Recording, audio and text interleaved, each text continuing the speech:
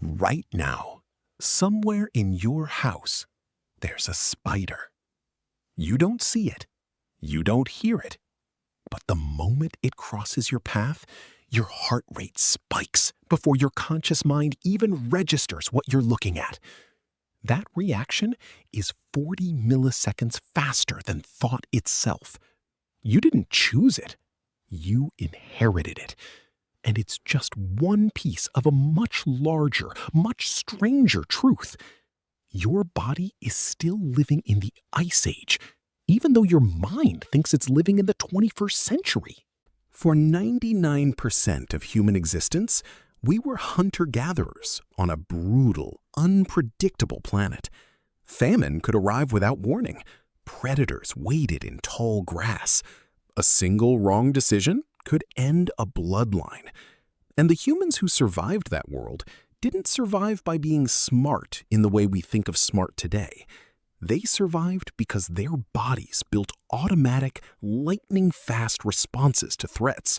Responses so effective that evolution never bothered to update them, even after the threats disappeared.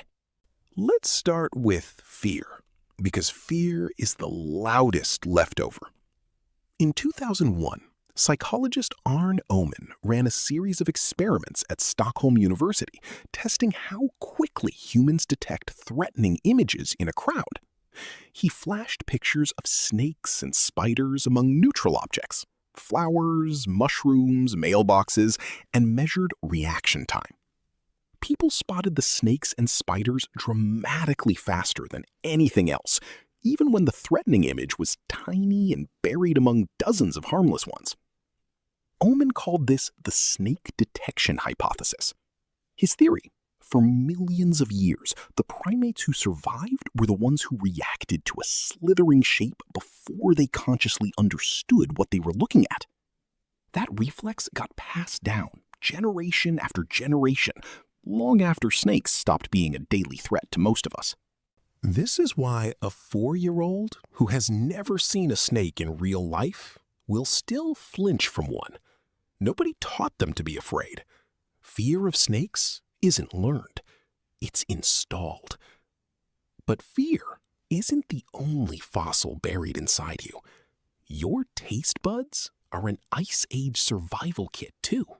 Think about why sugar tastes good, why fat tastes good, why salt tastes good. In a world of constant scarcity, calories were never guaranteed. The humans who craved sugar and fat sought out fruit and meat aggressively enough to survive lean seasons. The ones who didn't crave them simply didn't reproduce as often.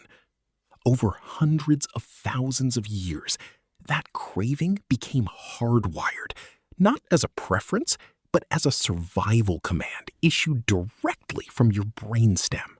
The problem is, your environment changed faster than your biology ever could.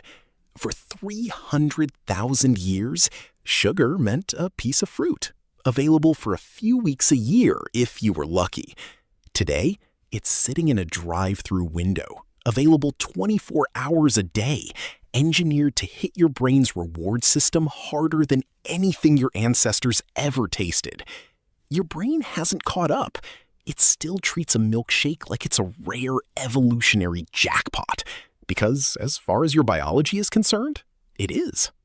Researchers at Yale studied this exact mismatch and found that highly processed, sugar-dense foods activate the same dopamine pathways as addictive substances, not because you're weak-willed, because your reward system was built for an environment that no longer exists. And it's not just what you crave, it's how you store it. Here's a strange fact. Your body is incredibly good at gaining weight and incredibly bad at losing it. That's not a flaw, that's a feature for the Ice Age. Anthropologists call it the thrifty gene hypothesis, first proposed by geneticist James Neal in 1962. In a world where famine could strike without warning, The humans who stored fat efficiently during periods of abundance were the ones who survived the lean months that inevitably followed. Your metabolism isn't broken. It's doing exactly what it was built to do, for a world with unpredictable food, not a world with a refrigerator in every kitchen. Now here's where it gets even stranger, because your body doesn't just remember famine, it remembers loneliness as a death sentence. For nearly all of human history, being separated from your group didn't just feel bad, it was a near certain death. A lone human on the savannah, without the protection of a tribe, had almost no chance against predators or rival groups. So evolution built a deeply uncomfortable alarm system for social isolation, the feeling we call loneliness.